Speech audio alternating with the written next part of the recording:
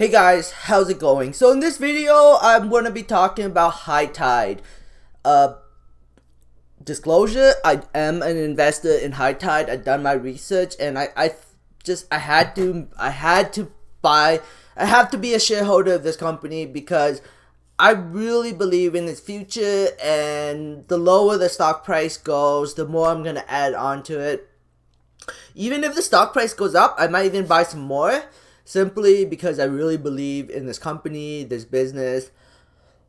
I believe that this company could be a potentially very good long-term investment. Of course, the stock price can go down. I'm not going to argue with that. But anyway, so why do I like this company? First of all, it has a market cap of $35 million, which is really, really cheap in my opinion. And what do they have? So first of all, they have Grass City and they have CBD City. CBDcity.com is a US CBD company that sells in the United States only. As you can see, they sell all over the United States: California, Colorado, Georgia, Florida. And the only way to buy it, I try to buy it just to see where they ship. Of course, they can't ship in Canada or Europe because Canada is illegal to ship CBD products online. You have to sell it at retailer, but CBD City is selling it at online store.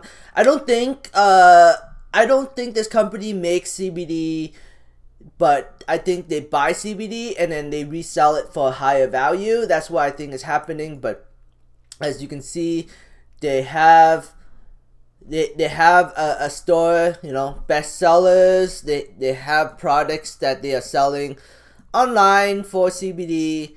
So obviously, CBD gummy bears.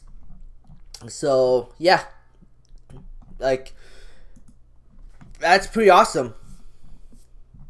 But they have an online store for CBD, so that's a potential revenue. They just have to do more marketing for this company.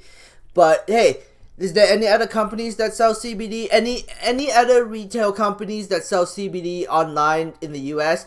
Does Fire and Flower do it? No. Does Alcana do it? No. Does any other Canadian company sells online CBD? Absolutely not. Only High Tide, and that's why I'm bullish on it, because they're the only ones. This launched in May of 2020, so there's a lot of potential growth right there for the CBD City. And then there's Grass City, which's been around for a while, and they also ship worldwide. They not worldwide. They also ship to Canada. See, where you ship to Canada, so they sell like bongs, vaporizers, and lots of different accessories for MJ. And I think I found that pretty cool. I mean, and they look at that, 37.9K reviews certified. So obviously, there's a lot of people that like their products, and a lot of people are reviewing the products. And then they're also a store. Like they also sell in stores through Canabranas and Kush bars. And then they also have a wholesale product of manufacturing smoke products. They sell to other stores, global manufacturing distributor, celebrity licensed smoking accessories, and MJ lifestyle products. So they're a growth story for sure. Right, and the fact that they're only a $13 million market, as you can see, this is the story. Currently they have more than 30. Well, they have about 36 locations right now, and so I really like this company. I think this is a solid company, and I just have to be a shareholder of it. I did like this company before. I bought this when it was 50 cents when I was a noob. Now it's 15 cents, and the company's much bigger than it was before. So to me it makes it feels like a no-brainer investment at 15 cents. It could go lower, of course. Like, I'm not saying it won't. At the end of the day, I don't control the market, and I don't know where the stock price is going to go. 4.1 billion in 2021. I don't know that. I think that's. I don't know where that they get that from, but I'm thinking that they're talking about the whole market, a whole MJ market in Canada, but they're also in the U.S. too. So don't forget about that. Become Canada's largest retail MJ network. So yeah, I don't know about that, but yeah. Well, they have development permits 41, lease locations 42, targets number of stores 42. So in Alberta, they plan to have 42 stores, but they have, at the moment, they have 24. BC, they plan to have 8 stores in total. That's their plan. Saskatchewan, they only plan to have 2 in there. Ontario, they plan to have a total of 75 stores eventually.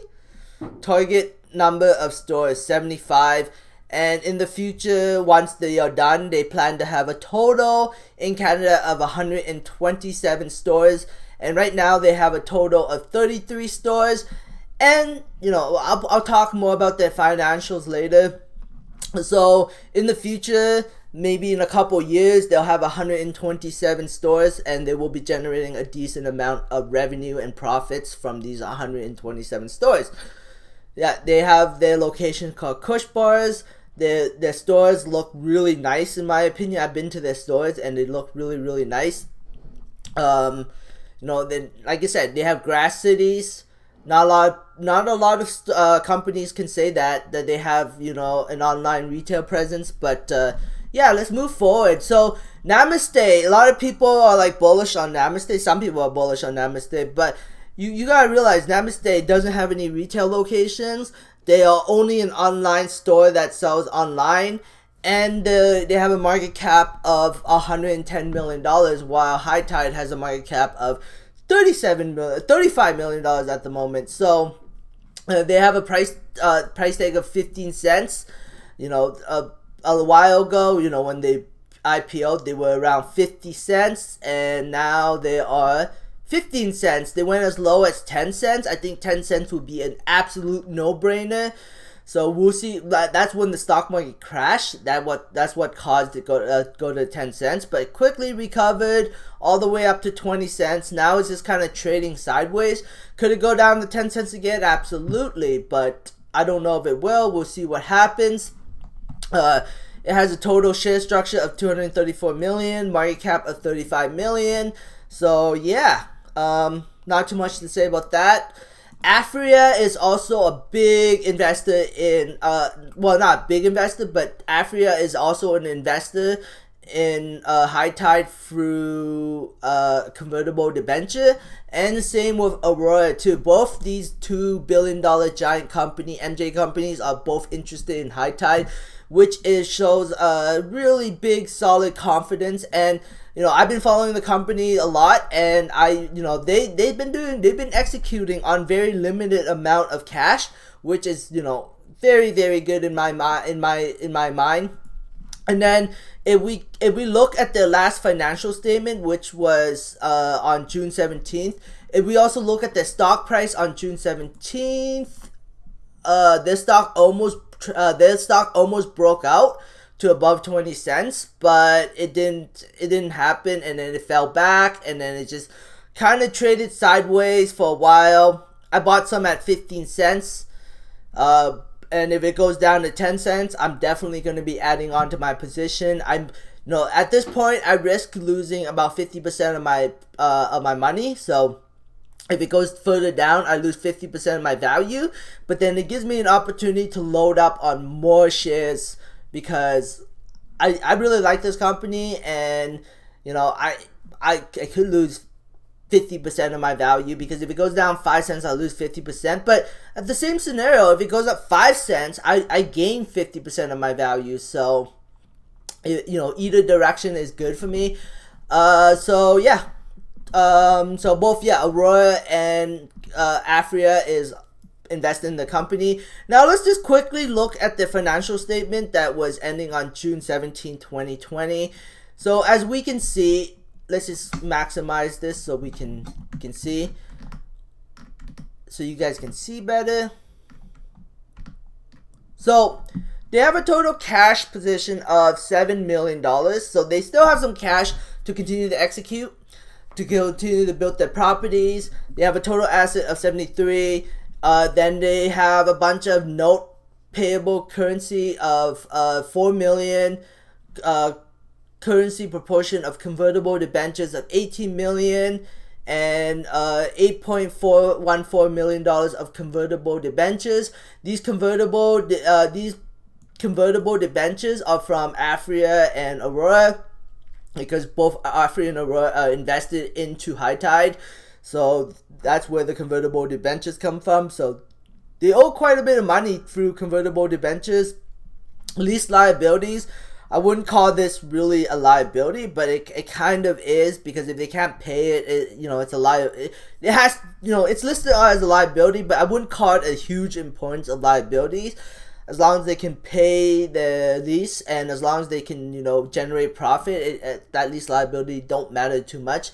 Shareholder equity of $7.98 million, but if we take away the lease liabilities, we're talking about a shareholder equity of probably further to, like 20 million, 20-ish million, but anyway, so they are doing very good on the revenue side. They generated a total of $19.572 million of revenue. They had a gross profit of $7.388 million, which is roughly a 38% gross margins. Let's just quickly do the math on this. 7.3 divided by 19.5. 37% gross margins, 38% gross margins, which is really good, because like Canopy can't even generate 38% gross margin. Organigram didn't even generate 38% gross margin. Hexel generated 38% gross margin. And you know what? They are generating more revenue right now than Hexel. And in the future, they will outpace Hexel. Their revenues will continue to grow. Their gross profit will continue to grow. And the company will continue to be bigger and bigger and bigger in the future. And we take all the expenses away. Like, let's say, we take salaries and wages.